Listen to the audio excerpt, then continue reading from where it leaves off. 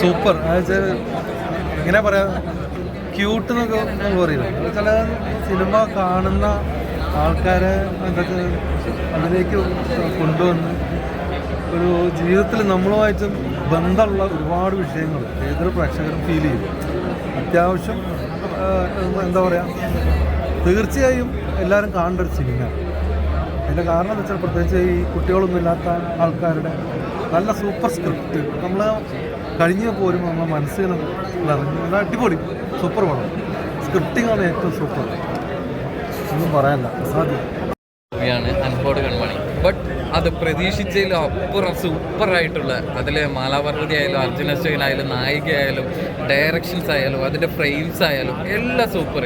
നമ്മുടെ നാട്ടിൻപുറത്ത് സംഭവിക്കുന്ന സംഭവങ്ങളെ അതേപോലെ വരച്ച് കാണിച്ചിരിക്കുകയായിരുന്നു സിനിമ.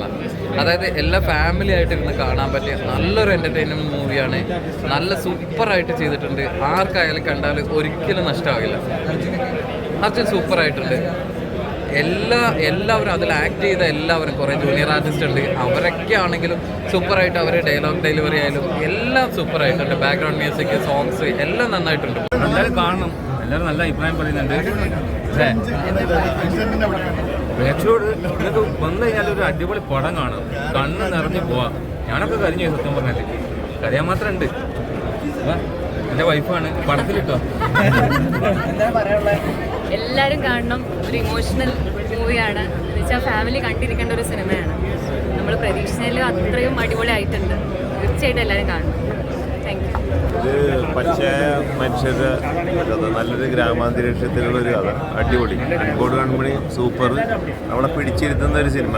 എന്താ പറയുന്നത്, ഇതുപോലെ അർജുൻ അശോകനൊക്കെ വെറുതെ സൈലന്റ് പടം, നല്ല ബെസ്റ്റ് മൂവിയാണ്. എല്ലാവർക്കും വന്ന് കാണാൻ പറ്റും. കാരണം ഗ്രാമാന്തരീക്ഷം കാണിക്കുന്നുണ്ട്.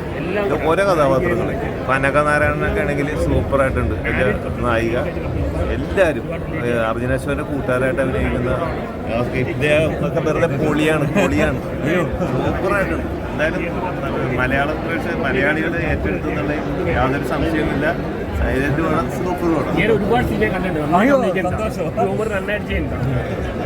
നല്ല മൂവിയാണ്. ഒരുപാട് പേരറിയില്ല. നന്നായി ചെയ്തു. ഇഷ്ടം പടം കണ്ടിട്ടുണ്ട്. ഭയങ്കര സന്തോഷം. അതുപോലെ തന്നെ ഈ ജസ്റ്റ് മാരീഡായിട്ട് കപ്പിളായിട്ട് വന്നിട്ട് പിന്നെ ഒരു കഥാപാത്രത്തിൻ്റെ ഗ്രോത്ത് ഉണ്ടല്ലോ, അത് എത്രത്തോളം സംവിധായകൻ്റെ ഒരു ഇതാണ്. ശരിക്കും നമുക്കത് ഫീൽ ചെയ്യാൻ പറ്റി. ആ കഥാപാത്രം ഇങ്ങനെ വളർന്ന് ആ ഒരു രീതിയിലേക്ക്. പിന്നെ ഒരിക്കൽ ആദ്യമൊക്കെ എല്ലാം കേട്ട് നിൽക്കുന്നതും പിന്നെ ഒരു പ്രതികരിക്കാനുള്ള ധൈര്യം വരുന്നതും അതൊക്കെ എങ്ങനെയായിരുന്നു അത് ഡയറക്ടറുടെ ഇൻപുട്ട് അതിനകത്ത്? സത്യം പറഞ്ഞാൽ ഞങ്ങളെക്കൊണ്ട് ഇങ്ങനെ ചെയ്യിക്കാന്നുള്ളൊരു വലിയ ടാസ്ക് അത് ഡയറക്ടറുടെ കയ്യിലാണുള്ളത്.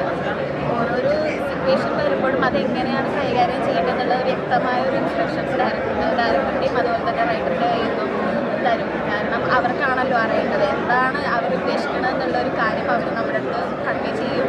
അത് നമ്മൾ തിരിച്ചു കൊടുക്കുക എന്നുള്ളതാണ് ഏറ്റവും വലിയ കാര്യം. അപ്പോൾ തീർച്ചയായിട്ടും കറക്റ്റ് കാര്യങ്ങൾ പറഞ്ഞു തരും. അപ്പോൾ ചില സമയത്ത് എന്തെങ്കിലുമൊക്കെ ഒരു ഡൗട്ട്സ് ഉണ്ടെങ്കിൽ, ഞാൻ ഇതുവരെ ഒരു കല്യാണം കഴിഞ്ഞ് അങ്ങനത്തെ ഒരു എക്സ്പീരിയൻസ് ഒന്നും ഇല്ല. അപ്പോൾ ഇതെങ്ങനെയാണെന്നുള്ളത് ഞാനും ചോദിച്ച് മനസ്സിലാക്കും റൈറ്ററിൻ്റെ അടുത്ത്. പ്രത്യേകിച്ച് ഇങ്ങനത്തെ ചില സിറ്റുവേഷൻസ് വരുമ്പോൾ ഭയങ്കര കോംപ്ലിക്കേറ്റഡ് ആയിട്ടുണ്ട്, അതെങ്ങനെ ഹാൻഡിൽ ചെയ്യണം എന്നറിയാത്തത് ഞാൻ ഇതിങ്ങനെ ചെയ്തോട്ടെ നല്ല രീതിയിൽ പറയും.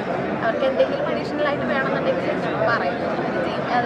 പിന്നെ ഡയറക്ടേഴ്സ് റൈറ്റർ മാത്രമല്ല, ഇപ്പോൾ അച്ഛനാണെങ്കിലും മാലചേച്ചിയാണെങ്കിലും നമ്മളെല്ലാവരും ഒരു ടീം വർക്കാണ്. സിനിമ എന്ന് പറയുമ്പോൾ അത് തന്നെ എല്ലാവരും ഒരു ടീമായിട്ടാണ്. തീർച്ചയായും അത് തന്നെയാണ് അൻപോട് കൺമണിയുടെ